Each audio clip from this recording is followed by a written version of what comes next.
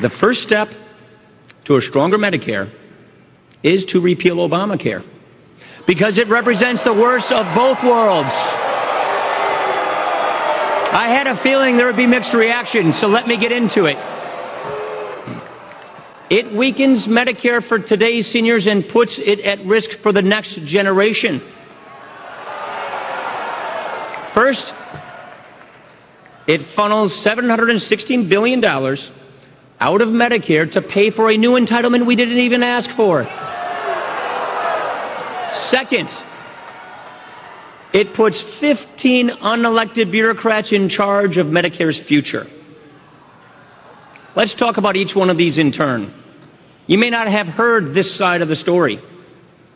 By now, you've probably heard a lot of claims and counterclaims about the president's raid on Medicare.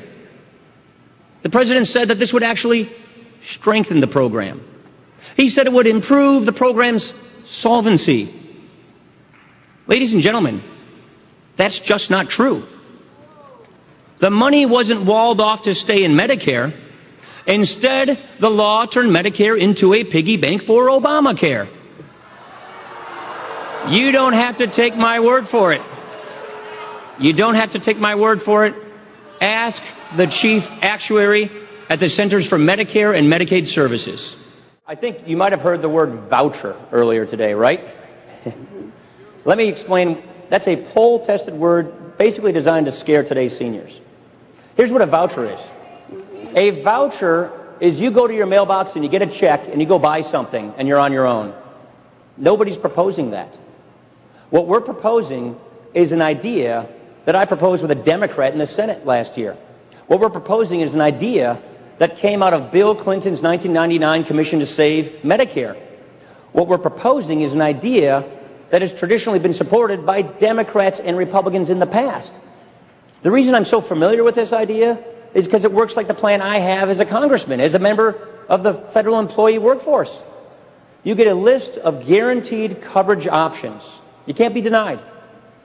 You pick your plan, and Medicare subsidizes your premiums based on who you are. If you're wealthy, you don't get as much of a subsidy. If you're a middle-income person, you get the same kind of subsidy you get from Medicare today. And if you're poor or sick, you get total coverage, total out-of-pocket coverage. Doing it this way for my generation saves it with no changes for people in or near retirement. Now, the shame of this idea is this idea has been supported by Democrats and Republicans since the late 90s.